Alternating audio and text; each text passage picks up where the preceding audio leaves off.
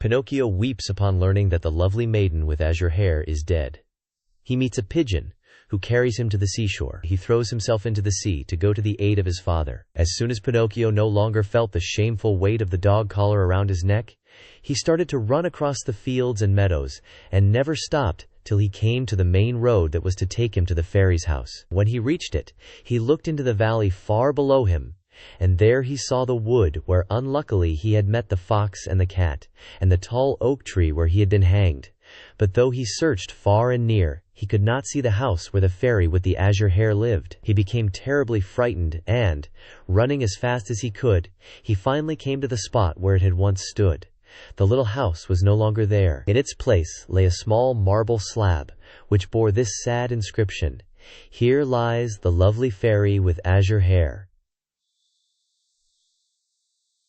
WHO died of grief when abandoned by her little brother Pinocchio. The poor marionette was heartbroken at reading these words.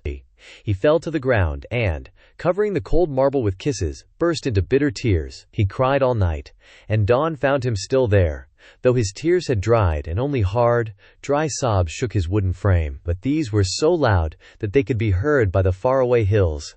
As he sobbed, he said to himself, "Oh, my fairy, my dear, dear fairy, why did you die? Why did I not die, who am so bad, instead of you, who are so good? And my father, where can he be? Please, dear fairy, tell me where he is, and I shall never, never leave him again.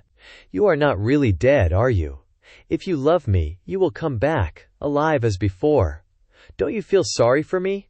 I'm so lonely. If the 2 assassins come, they'll hang me again from the giant oak tree, and I will really die, this time. What shall I do alone in the world, now that you are dead, and my father is lost? Where shall I eat? Where shall I sleep? Who will make my new clothes? Oh, I want to die. Yes, I want to die. Oh, oh, oh." Poor Pinocchio.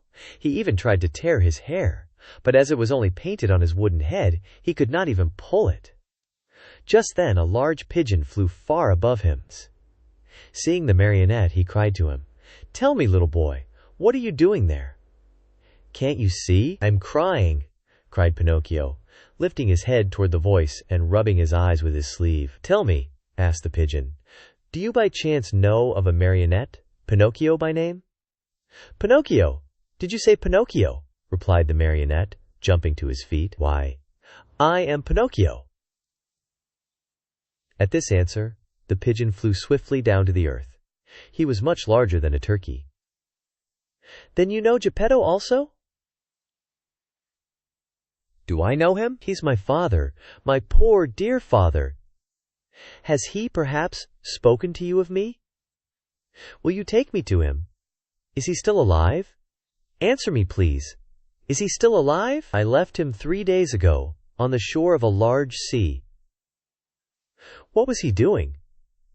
"He was building a little boat with which to cross the ocean. For the last 4 months, that poor man has been wandering around Europe, looking for you. Not having found you yet, he has made up his mind to look for you in the New World, far across the ocean." "How far is it from here to the shore?" asked Pinocchio anxiously. "More than 50 miles. 50 miles? Oh, dear pigeon, how I wish I had your wings. If you want to come, I'll take you with me." "How?" "Astride my back? Are you very heavy?" "Heavy? Not at all. I'm only a feather." "Very well." Saying nothing more, Pinocchio jumped on the pigeon's back, and, as he settled himself, he cried out gaily, gallop on, my pretty steed. I'm in a great hurry." The pigeon flew away, and in a few minutes he had reached the clouds.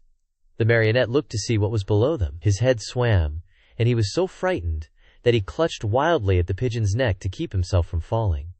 They flew all day. Toward evening the pigeon said, "I'm very thirsty, and I'm very hungry," said Pinocchio. "Let us stop a few minutes at that pigeon coop down there, and we can go on and be at the seashore in the morning."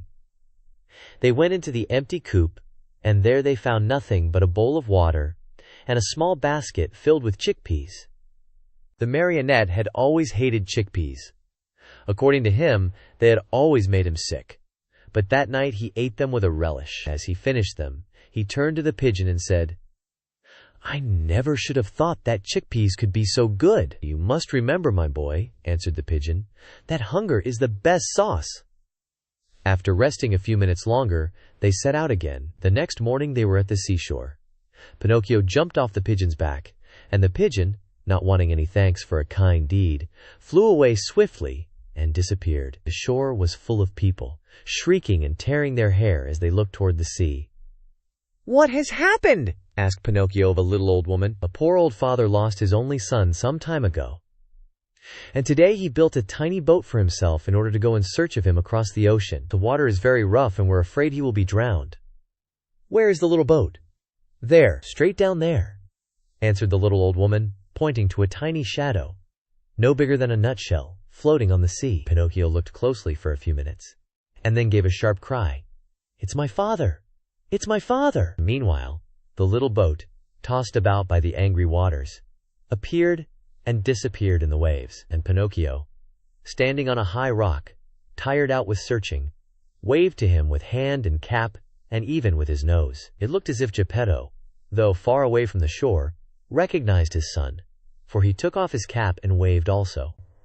He seemed to be trying to make everyone understand that he would come back if he were able, but the sea was so heavy that he could do nothing with his oars. Suddenly a huge wave came and the boat disappeared. They waited and waited for it, but it was gone. "Poor man," said the fisher folk on the shore, whispering a prayer as they turned to go home. Just then, a desperate cry was heard. Turning around, the fisher folk saw Pinocchio dive into the sea and heard him cry out, "I'll save him! I'll save my father!" Marionette, being made of wood, floated easily along and swam like a fish in the rough water. Now and again he disappeared, only to reappear once more. In a twinkling he was far away from land. At last he was completely lost to view. "Poor boy!" cried the fisher folk on the shore, and again they mumbled a few prayers as they returned home.